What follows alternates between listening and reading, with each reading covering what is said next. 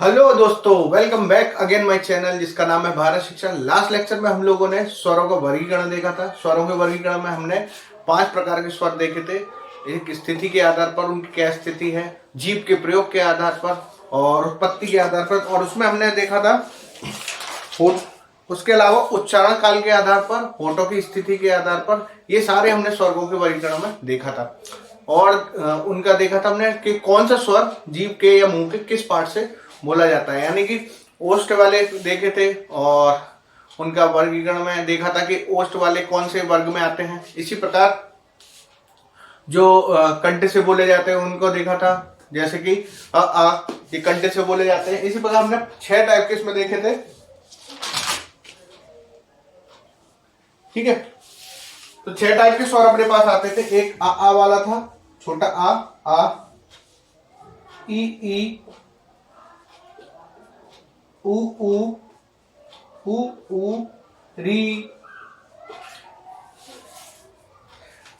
ए ऐ और ओ औ। ठीक है, इस प्रकार हमने 6 वर्गों में देखा था कि कौन सा स्वर किस किस किस स्वर का उच्चारण स्थान क्या है, मतलब मुंह वाले पार्ट में। जैसे हमारा ये कंठ से लेके यहाँ दंत वाले पार्ट तक कौन सा स्वर किस पार्ट से बोला जाता है। ठीक है, तो हमने 6 टाइप के इसमें देखे थे। इसमें सबसे पहले हमने देखा था आ, जिसमें कंठ से आवाज आ रही थी, तो इसको हमने कंठ वाले वर्ग में रखा था। इसके बाद ई देखा था जिसमें तालु से आवाज आ रही थी। ठीक है, तो इसको हमने तालव्य वर्ग में रखा था। उ होठों को स्थिति के आधार पर बताया था इसको। ठीक है, तो उ कौन सा ओष्ठ वाले वर्ग में रखा था, जिसको हम होंठ कहते हैं। ठीक है, ओष्ठ वर्ग। ठीक, नेक्स्ट आया था री से ऋषि, जिसको हमने रुई करके बोला था। तो ये कौन सा पार्ट हो जाता है मुंह का, मूर्धा। ठीक है, ए आय और ओ औ। ए आय 2 स्वरों की सहायता से बन जाता ए। ठीक है, आ और ई मिला के, तो आ और ई मिला के ए बना था, तो दोनों को मिला के एक वर्ग बना लिया था हमने, कंठ प्लस कौन सा, तालु। ठीक है, तो ये कंठ और तालु से बोले जाते हैं, तो इसका वर्ग कौन सा था, कंठ तालव्य। इसी प्रकार ओ को बनाया था आ और उ की सहायता से, कंठ और होठ की सहायता से बोले जाते हैं, तो कंठ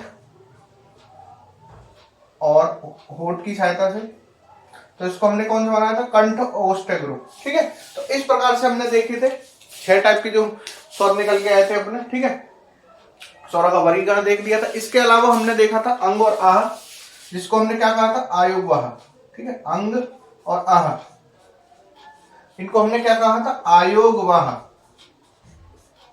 आयोग वाह। क्यों? क्योंकि ये स्वर में रखने पर ये व्यंजन का रूप ले लेते थे और व्यंजन में रखने पर ये स्वर का गुण ले लेते। इसलिए इसको हमने ना स्वरों में रखा था, ना व्यंजनों में रखा, सॉरी हाँ, ना व्यंजनों में रखा था, तो इसको हमने क्या बोला था, आयुग्वा। ठीक है, तो इस प्रकार से हमने स्वरों का वर्गीकरण पढ़ा था। आज हम स्टार्ट करने वाले अपना नेक्स्ट जो पार्ट है वर्णों का, वो है व्यंजन। ठीक है, व्यंजन को हम देखेंगे, व्यंजन के प्रकार देखेंगे, व्यंजन किस टाइप के होते हैं, और सारी की सारी चीजें हम व्यंजन में पढ़ेंगे। तो स्टार्ट करते हैं आज का लेक्चर। तो स्टार्ट करने से पहले प्लीज हमारे लेक्चर को लाइक एंड सब्सक्राइब जरूर कर लिया करें, और हाँ, वीडियो अगर आपको पसंद आया करे तो प्लीज शेयर जरूर कर ले और सब्सक्राइब कर ले हमारे चैनल को। ठीक है, हमें इससे प्रोत्साहन मिलता है और आगे वीडियो और अच्छा बनाने की हम कोशिश करते हैं। चलिए स्टार्ट करते हैं आज का लेक्चर। तो अब जो अपना नेक्स्ट टॉपिक है वो है व्यंजन। ठीक है, व्यंजन वर्णों में ही आता है। ठीक है, हमने टोटल कितने 52 वर्ण देखे थे, जिसमें से 13 हमने क्या देखे थे, जो कुल व्यंजन कुल स्वर है वो 13 देखे थे। लेकिन मैंने बताया था मूल्यतः सामान्यतः पूछेगा तो 11 उसमें अपन स्वर रखेंगे, और जो बाकी 2 हैं वो आयुग्वा में, यानी अंग और आयुग्वा में रखेंगे। इसी प्रकार व्यंजनों को वर्गीकरण देख लेते हैं। सबसे पहले व्यंजनों की परिभाषा क्या होती है, जो वर्ण स्वर की सहायता से बोले जाते हैं, स्वर की सहायता से बोले जाते हैं। ठीक है, क्या कहलाते हैं, वो व्यंजन कहलाते हैं। ठीक है, ये समझ में आ गया होगा आपको। सिंपल है, जो स्वर की सहायता से बोले जाए, जैसे क, तो आ की आवाज आ रही पीछे, च, इसमें भी आ की आवाज आ रही है, और जैसे हमने देखा था ट, तो उसमें ट की आवाज आ रही है, मूर्धा का उपयोग हो रहा है। ठीक है, अ की आवाज आ रही है। तो जो वर्ण स्वर की सहायता से बोले जाते हैं क्या कहलाते हैं, व्यंजन कहलाते हैं। कहलाते हैं। ठीक है, ये देखा था हमने। अब देखिए इसमें, तो अब कुल व्यंजन कितने हैं हिंदी वर्णमाला में? हिंदी वर्णमाला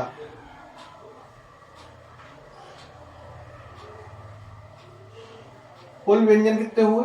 कुल व्यंजन 39 है।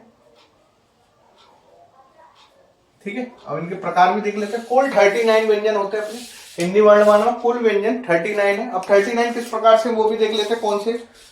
ठीक है, तो 39 व्यंजनों को हमने सबसे पहले, इसमें सबसे पहले आ जाता है स्पर्श व्यंजन।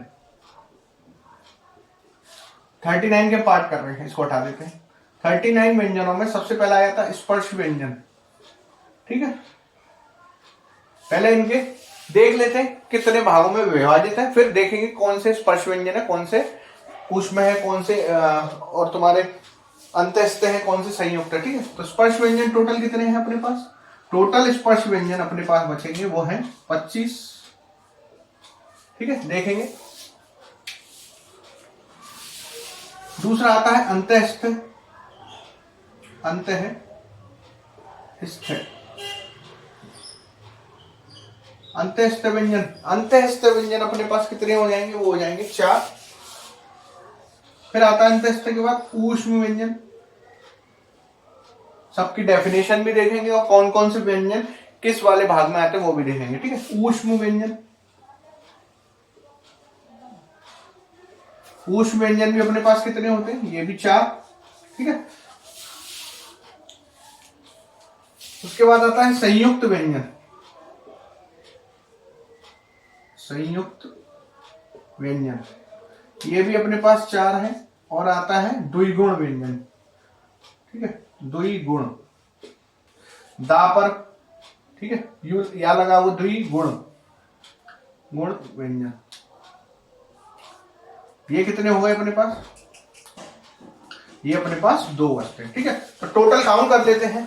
25 प्लस 4 29, 29 और 4 अपने पास हो गए 33, 33 और 4 37, 37 और 2 39। तो टोटल अपने पास जो व्यंजन है वो मिला के कितने हो जाते हैं? 39। ठीक है, अब एक एक करके सारे पार्ट देखेंगे। ठीक है, सारे पार्ट में देखेंगे कौन सा स्पर्श है, कौन सा अंत है, कौन सा वर्णमाला में ऊष्म व्यंजन होते हैं, कौन से संयुक्त होते हैं, कौन से द्विगुण व्यंजन होते हैं। ठीक है, इसके अलावा जब कुल व्यंजन पूछे तो 39 होते हैं, जिसमें 39 में स्पर्श, अंतस्थ, ऊष्म, संयुक्त और द्विगुण व्यंजन आ जाते हैं।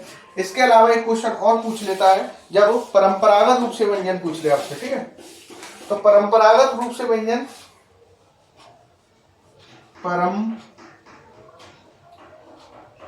परंपरागत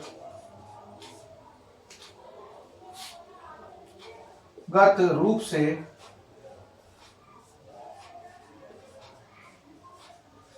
व्यंजन, जब परंपरागत रूप से आपसे व्यंजन पूछे, वो पूछ लेगा तो हमेशा याद रखिएगा परंपरागत रूप से व्यंजन जब क्वेश्चन पूछे तो केवल 33 आपको बताना है उत्तर में। लेकिन कुल व्यंजन पूछे हिंदी वर्णमाला में तो 39 बताना है, याद रखना है ये। तो परंपरागत रूप से व्यंजन कहां से कहां तक है? का से लेके हा तक। ठीक है, अभी इसको भी समझेंगे। ठीक है, पहले इनको देख लीजिए। ठीक है, परंपरागत रूप से का से हा तक के सारे व्यंजन। ठीक है, टोटल कितने हो जाते हैं? 33। तो आगे बढ़ते हैं, अब एक एक करके सारे पार्ट इसमें हम देखते हैं। सबसे पहले मैं बना लेता हूं का से जो वर्णों की क्रम है वो देख लेते हैं कैसे प्रकार क्या है। चलिए, तो व्यंजन का विभाजन देख लेते हैं। ठीक है, व्यंजन विभाजन या फिर कौन सा व्यंजन किस भाग में आता है, किस व्यंजन को क्या कहते हैं, वो सब हम देख लेते हैं। ठीक है, व्यंजन वर्णमाला में किस प्रकार रखे जाते हैं, व्यंजन विभाजित कैसे होते हैं, व्यंजनों कौन सा व्यंजन किस भाग में आता है, वो सब देख लेते हैं। ठीक है, तो व्यंजन विभाजन स्टार्ट करते हैं। सबसे पहले देख लेते हैं, तो व्यंजन विभाजन में सबसे पहला जो अपने पास आएगा वो कौन सा आएगा? वो आएगा का वर्ग। ठीक है, का वर्ग। ठीक है, हिंदी की वर्णमाला अगर आप लोगों को याद नहीं है तो याद कर लीजिए। ठीक है, नहीं बार बार रिवाइज करेंगे तभी याद होगी, क्योंकि मैं जानता हूं 90 या 80% लोगों को हिंदी की वर्णमाला अभी कंठस्थ नहीं है, कहीं ना कहीं गलती हो जाती है। तो का वर्ग देख लेते हैं। का हलंत जरूर लगाइएगा, क्योंकि केवल व्यंजन देख रहे हैं, इसमें भी स्वर का उपयोग नहीं है। जब स्वर लगा देंगे इसमें अ, तो इसमें से हलंत हट जाता है, मैंने ये लास्ट लेक्चर में बताया था आपको। तो जब कंप्लीट क्या हो जाएगा का, ठीक है। तो केवल इसको हम क बोलेंगे, अभी आ की इसमें उपयोग नहीं है। तो सबसे पहला इसमें आ जाता का, दूसरा आ जाता खा, का खा गा घा आ, ठीक है। ठीक,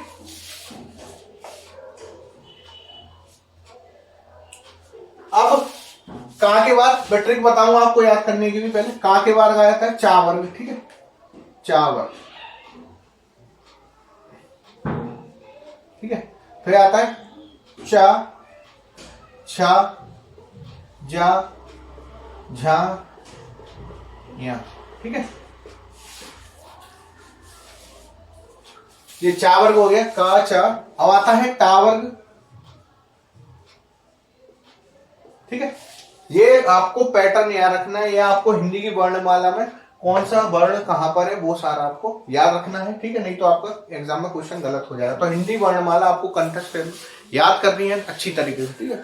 अब आया था टा वर्ग, इसके बाद आता है टा, ठा, डा, डा,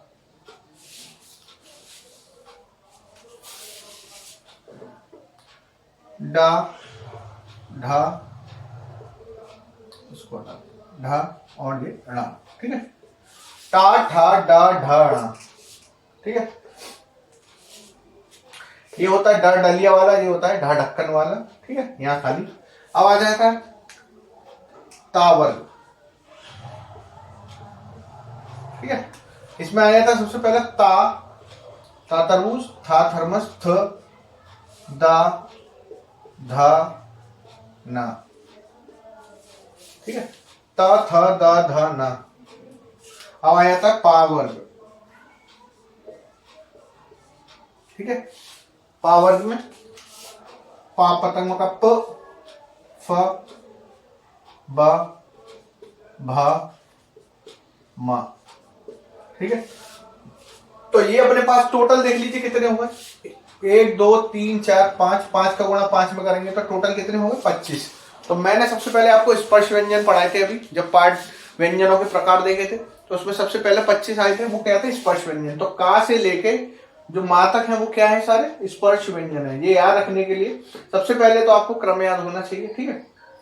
उसके बाद याद रखेंगे हर सीरीज में देखिए आप, या फिर हर वर्ग में देखिए 1 2 3 4 5 आपके कितने 5 व्यंजन हैं जो हर वर्ग में आ रहे हैं, ठीक है। तो का से लेके यहां से लेके मा तक क्या है स्पर्श व्यंजन है। ये आपको समझ में आ गया होगा इस प्रकार, ठीक है। इसके बाद हमने क्या पढ़े थे अंतःस्थ। अब इसके बाद जितने 4 हमने अंतःस्थ व्यंजन पढ़े थे, मां के बाद 4 जो क्या आएंगे वो अंतःस्थ व्यंजन आएंगे, ठीक है। अब आएगा या, रा, ला, वा। ये कौन से हो गए, ये अंतःस्थ व्यंजन हो गए। अभी इनको पाठ में भी लिखूंगा मैं, ठीक है। फिर आता है हमने 4 उष्म व्यंजन पढ़े थे, फिर आएगा 4 उष्म व्यंजन शा, शा, सा और हा, ठीक है। सबके नीचे हलंत लगाना जरूरी है क्योंकि अभी हम इसमें स्वर का प्रयोग नहीं कर रहे, सॉरी, ठीक है। तो शा, शा, सा, हा, ये क्या बन गया उष्म व्यंजन, ठीक है। फिर आता है अपने पास क्या देखे थे हमने संयुक्त व्यंजन देखे थे इसमें जो, तो छा, ठीक है, छा वाला, त्रा और श्रा, ठीक है। तो श्रा को हम ऐसे लिखेंगे श्रा और गया। ये क्या है अपने पास, ये है सारे के सारे संयुक्त व्यंजन, ठीक है। तो आपने देख लिया इसमें यहां से यहां तक 25 टोटल अपने पास स्पर्श व्यंजन, या से रा ला व अंतःस्थ, 4 अपने पास उष्म व्यंजन और 4 अपने पास क्या हो जाएंगे जो संयुक्त व्यंजन है, जो दो स्वरों का दो व्यंजनों का मिलन है, ठीक है। इसके बाद हमने देखे थे 2 द्विगुण व्यंजन थे। तो द्विगुण व्यंजन क्या होगा, ठीक है, याद रखिएगा जो 2 गुण रखते हो, डा का भी और डा का भी, ठीक है।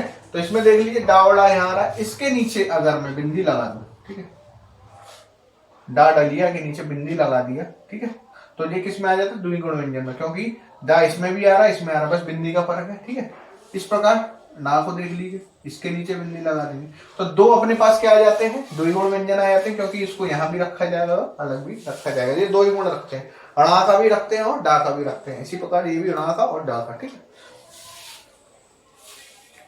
तो इसके हम कैटेगरी में डिवाइड कर लेते हैं इसको। ठीक है, तो सबसे पहले अपने पास ये कौन से थे, स्पर्श व्यंजन थे। टोटल कितने थे अपने पास, 25 स्पर्श व्यंजन थे। ठीक है, इसको ऊपर से हटा देता हूं डिवाइड करने के लिए आसानी रहेगी। सबसे पहले अपने पास क्या आ गया, ये वाला, ऐसे डिवाइड कर लीजिए।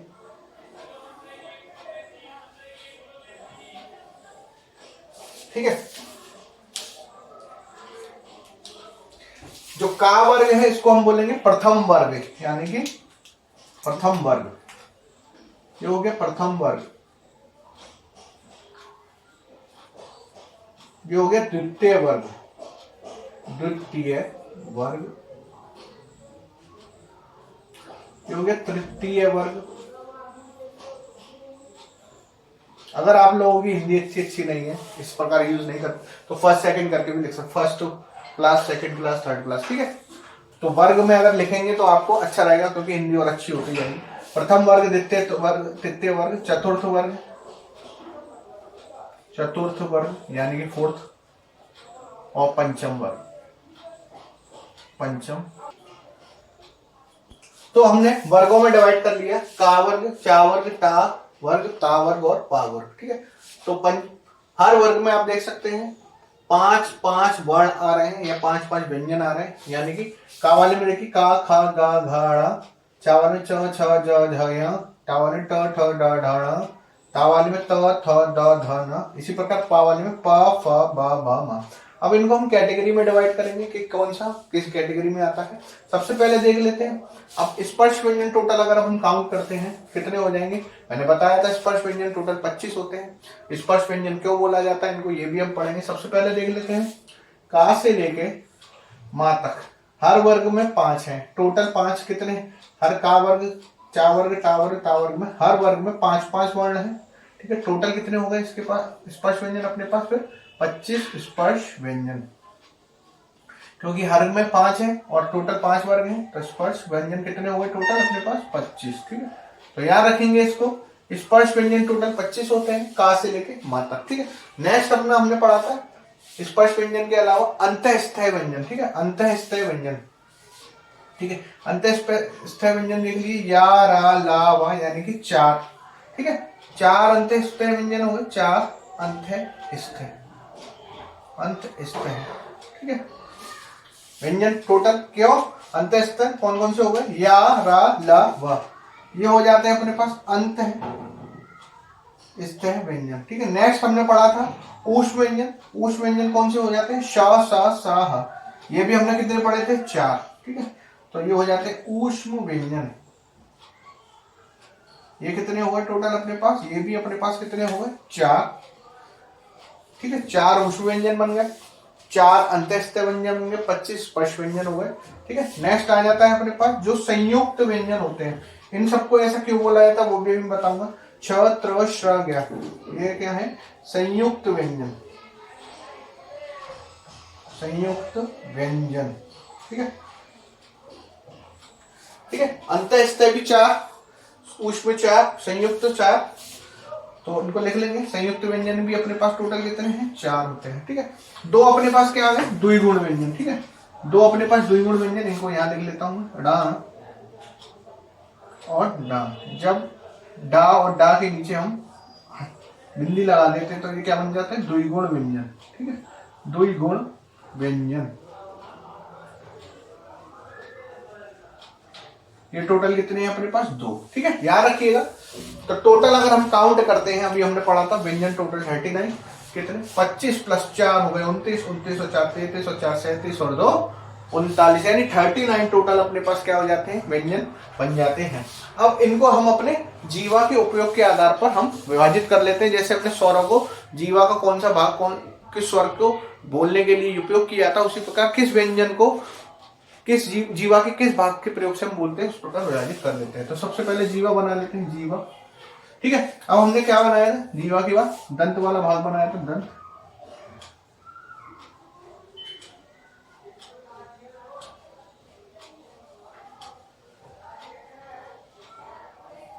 इनको हम विभाजित भी करेंगे कौन सा वर्ग किस में आता है।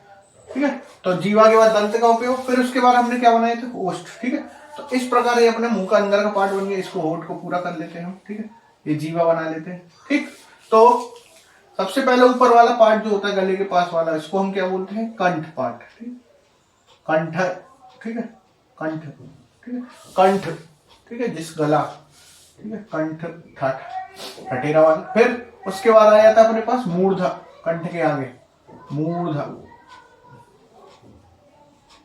ठीक है, मूर्धा के बाद क्या आ जाता है, तालव्य या तालु। ठीक है, नेक्स्ट जो आ जाता है अपने पास दंत या दंत, दांत। नेक्स्ट जो आ जाता है दांत। जो दंत वाला पार्ट है वो कहाँ आता है, जीभ और दांत के बीच में। और जो ओठ वाला पार्ट है आप तो जानते हैं, जिसको हम होठ भी बोलते हैं या ओष्ठ भी बोलते हैं। ठीक है, ओष्ठ या होठ।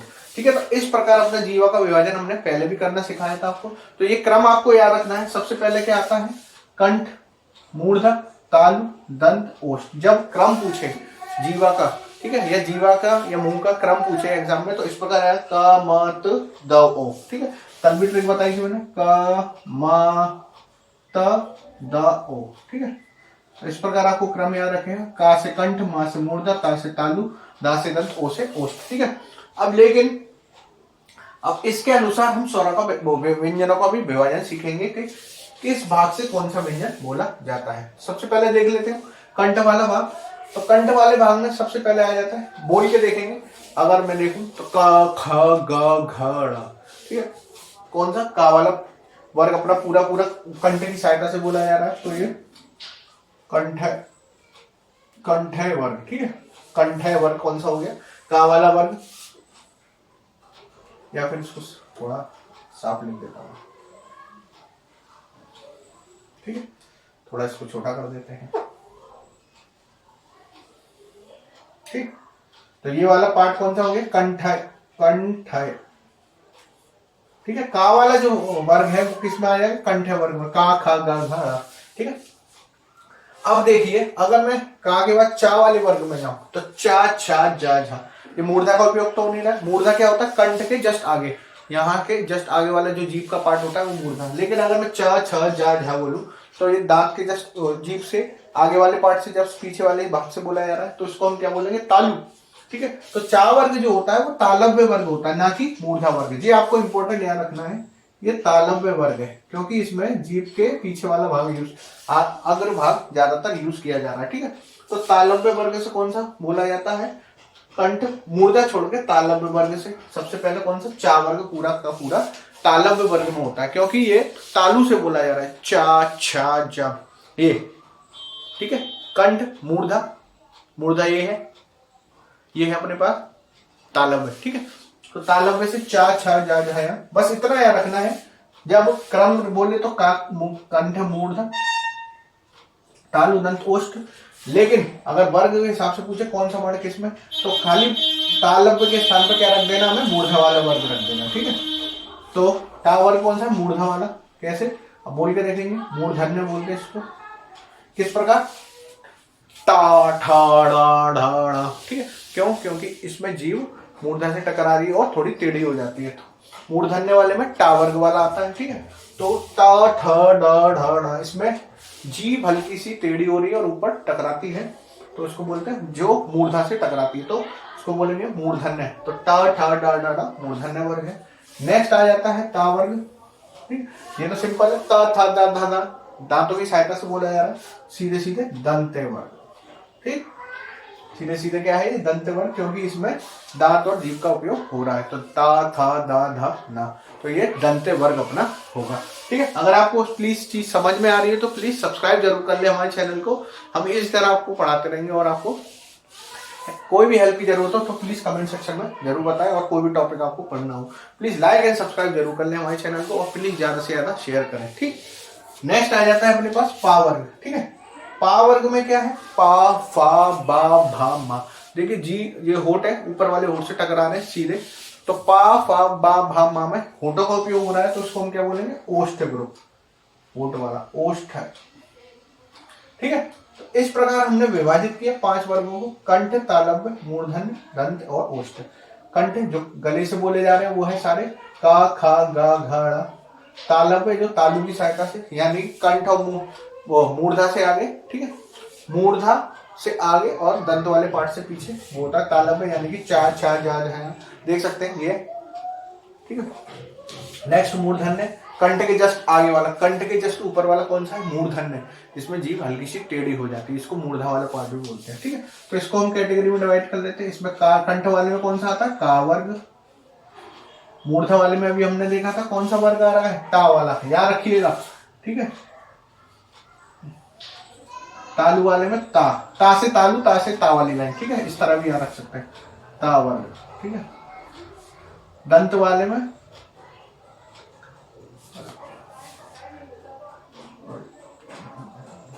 चावर, सॉरी, तालु वाले में चा वर्ग आएगा, ठीक है, मापन। तो का, कंठ, ता से मूर्धा वाला वर्ग, ठीक है, और मूर्धा से टा वाला वर्ग बोला जाता है, तालु से चा वाला वर्ग बोला जाता है, और दंत से ता वाला, ठीक है। ये तो सारे ता वर्ग वाले दंत में आते हैं, ठीक है। दंत वाले भाग से बोले जाते हैं ता ता ता ता ना। ओष्ठ वाले वर्ग से पा, फा, बा, भा, मा, ठीक है, तो इसको हम पा वर्ग में, ठीक है, पा वर्ग का ओष्ठ में, ठीक है। तो इस प्रकार हमने जीवा के विभाजन की सहायता से ये भी देख लिया कि कौन सा व्यंजन किस जीवा के किस भाग से बोला जाता है, ठीक है, याद रखिएगा। तो 25 स्पर्श व्यंजनों को हमने कंठ, तालव्य, मूर्धन्य, दंत, ओष्ठ ग्रुप में डिवाइड कर लिया है, ठीक है। नेक्स्ट अगला देख लेते हैं हम उसमें। जो प्रथम वर्ग था, द्वितीय वर्ग, तृतीय वर्ग, चतुर्थ वर्ग, पंचम वर्ग। अब इसमें एक चीज याद रखिएगा, जो पंचम वर्ग के अक्षर हैं कौन कौन से, डा, या, अणा, ना, मा, ये पंचम वर्ग के जो अक्षर होते हैं, डा, या, अणा, ना, मा, इनको क्या बोलते हैं हम, पंचमा अक्षर भी बोलते हैं। याद रखिएगा, बहुत बार पूछा गया है, पंचमाक्षर, ठीक है, अनुनासिक और नासिक, ठीक है, इन सबको भी, इसको भी बोला जाता है, ठीक है, और नासिक, ठीक है। जो 5वें अक्षर होते हैं हर वर्ग के, स्पर्श व्यंजनों में हर वर्ग का 5वां अक्षर क्या कहलाता है, अनुनासिक, नासिक या पंचमाक्षर कहलाता है, ठीक है। 1 नंबर में है तब भी आप डेफिनेशन लिख सकते हैं कि स्पर्श व्यंजन के का से लेके पा वर्ग में हर वर्ग का 5वां अक्षर क्या कहलाता है, अनुनासिक, पंचमाक्षर या नासिक वर्ण कहलाता है, ठीक है। टोटल स्पर्श व्यंजन अपने पास 25 है, ठीक है, का से लेके मा तक। तो इसको याद रखना है आपको, बहुत इंपॉर्टेंट है, पंचमाक्षर एग्जाम में बहुत पूछा गया है, हर स्पर्श व्यंजन के हर वर्ग का 5वां अक्षर, ठीक है। नेक्स्ट अपने पास अंतःस्थ व्यंजन हो जाता है, ठीक है। नेक्स्ट अंतःस्थ व्यंजन है जो ना तो स्पर्श व्यंजन, ना स्वर की सहायता से और न व्यंजन की सहायता, यानी कि दोनों के गुण रखते हैं जो, ठीक, स्वर और व्यंजन के बीच में आने वाले क्या कहलाते हैं, स्पर्श व्यंजन। स्वर और व्यंजन के बीच में, ठीक है,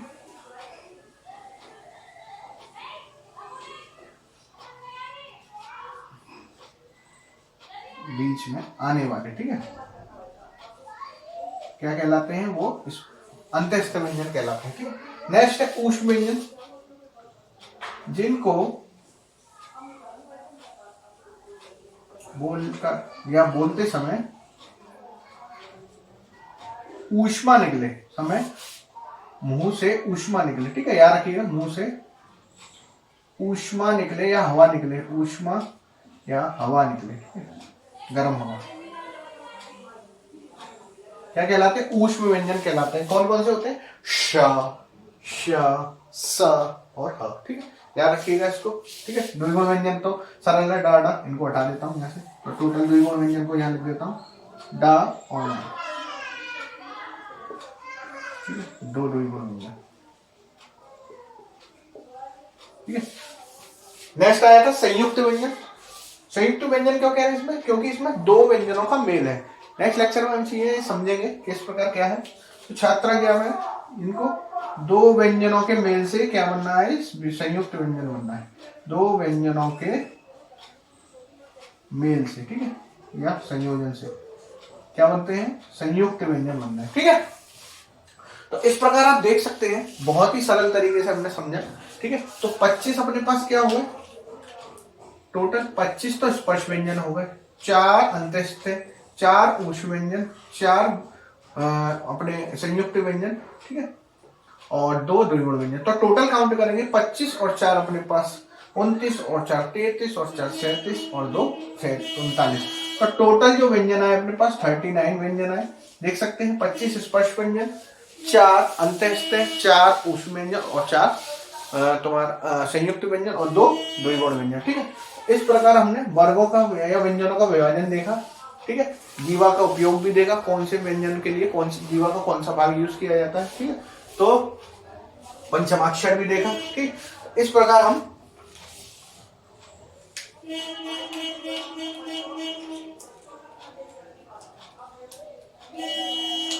ठीक है। इसमें एक चीज और देख लेते हैं, जो अंग वाला होता है इसको हम अनुस्वार भी बोलते हैं, ठीक है। कभी कभी एग्जाम में पूछ लेते हैं अंग को क्या बोलते हैं, अनुस्वार, ठीक है, अनुस्वार, ठीक है। इस प्रकार आपको व्यंजनों का विभाजन हमने आज कंप्लीट किया है। कल हम देखेंगे कि किस व्यंजन को किस वाले कैटेगरी में संयुक्त व्यंजन क्या है, सब चीजें हम और आगे देखेंगे। व्यंजनों के में पार्ट को आगे बढ़ाएंगे और देखेंगे किस तरह से क्वेश्चन एग्जाम में पूछे जाते हैं। तो चलिए, अगर आपको ये लेक्चर प्लीज हमारा पसंद आया तो लाइक सब्सक्राइब करना ना भूलें और प्लीज ज्यादा से ज्यादा वीडियो को शेयर कर लें, ताकि हमें प्रोत्साहन मिलता रहे, हम आगे बढ़ते रहें और आपको पढ़ाते रहें। तो नेक्स्ट लेक्चर में फिर मिलेंगे, तब तक के लिए हमें इजाजत दीजिए। आपका अपने चैनल भारत शिक्षा को लाइक एंड सब्सक्राइब करना ना भूलें। Thank you.